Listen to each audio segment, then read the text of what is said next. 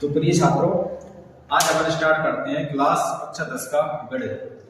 Chapter number 1 है, अध्याय 1 में आपका है वास्तविक संख्याएं यानी कि रियल नंबर्स। तो रियल नंबर्स आज हम स्टार्ट करेंगे। इसको पढ़ने से पहले हमको पता होना चाहिए कक्षा 9 में हम लोग जो सीख के आए बेसिक्स, उसका थोड़ा आइडिया होना जरूरी है। तो उसके लिए अपन क्या करते हैं, कक्षा 9 का जैसे कि हमारे पास हमको पता होना चाहिए संख्याओं के बारे में। प्राकृत संख्याएं क्या होती हैं, पूर्ण संख्याएं क्या होती हैं, पूर्णांक क्या होते हैं, परिमेय संख्या क्या होती है, अपरिमेय संख्या क्या होती है। तो 1 to 1 अपन देखते हैं एक एक करके। तो आइए प्रिय बच्चों, पहले नंबर पर बात करते हैं प्राकृत संख्याएं, है ना, यानी कि प्राकृत संख्याएं, जिनको प्राकृत संख्याओं को इंग्लिश में बोला जाता है नेचुरल नंबर।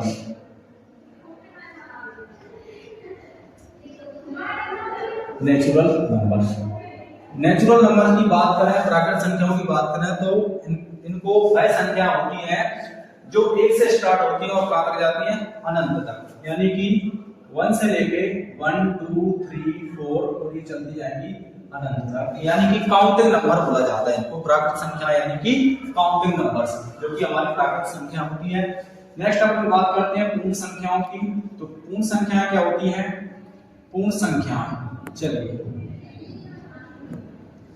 पूर्ण संख्याएं जिनको कहा जाता है होल नंबर्स,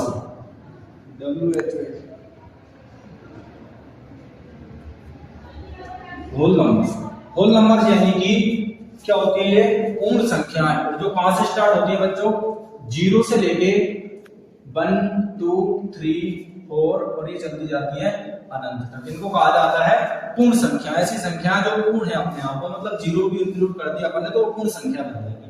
फिर हम बात करते हैं थर्ड नंबर पे पूर्णांक। इसकी बात करते हैं पूर्णांक। पूर्णांक को कहा जाता है इंटीजर्स। आपको पता होना चाहिए इंटीजर्स क्या होते हैं, तो इनकी बात करते हैं इंटीजर्स।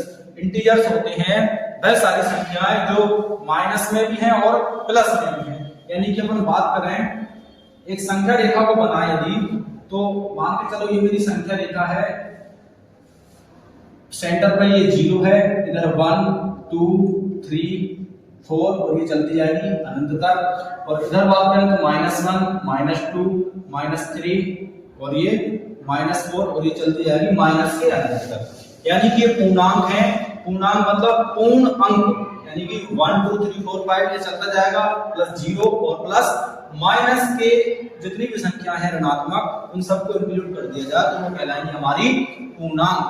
और इन्हीं में अपन बात करते हैं, इनको कहा जाता है, मैं यदि बात करूं यहां से लेके यहां तक, यानी कि जो माइनस की जितनी भी संख्या है उनको कहा जाता है ऋणात्मक पूर्णांक। ये कौन सी संख्या होती है, ऋणात्मक पूर्णांक, यानी कि नेगेटिव इंटीजर्स। और ये क्या है हमारे बीच में, इसको बोला जाता है शून्य पूर्णांक, यानी कि 0 इंटीजर्स, शून्य पूर्णांक। और इधर की बात करें ये प्लस की, इनको कहा जाता है धनात्मक पूर्णांक, यानी कि पॉजिटिव इंटीजर्स। तो पॉजिटिव इंटीजर पता चला 1 से लेके अनंत तक, ऋणात्मक पूर्णांक -1 से लेके -1 तक, और ये 0 हमारी क्या है, शून्य पूर्णांक। ठीक है, आगे चलते हैं। तो हम बात करते हैं फोर्थ नंबर पे परिमेय संख्याओं की। तो बच्चों आपको पता होना चाहिए परिमेय संख्या क्या होती है, जो हमने 9th क्लास में सीखा है बहुत अच्छे से।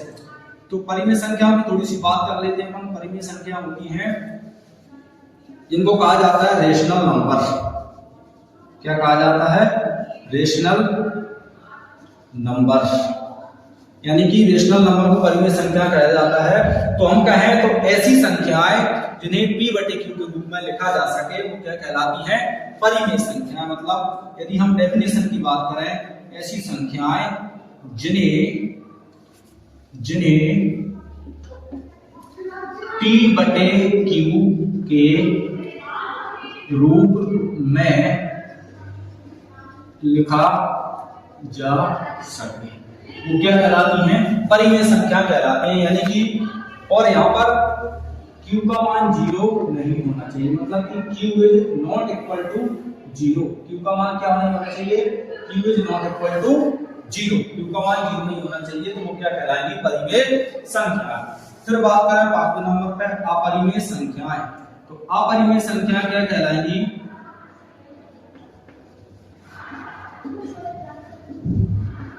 अपरिमेय संख्या यानी कि इर्रेशनल नंबर।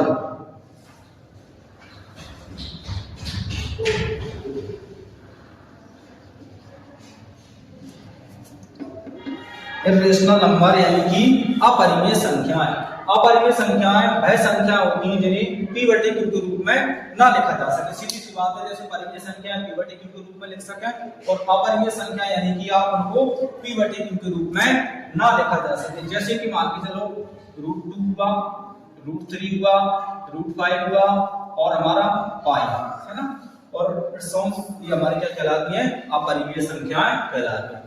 तो बच्चों, आज दूसरी क्लास का मैथ स्टार्ट करने से पहले हमें पता होना चाहिए कि प्राकृत संख्याएं, पूर्ण संख्याएं, पूर्णांक, परिमेय संख्याएं, अपरिमेय संख्याएं, इन सब की जानकारी आपको एक बेसिक ओवरव्यू के तौर पर होना चाहिए।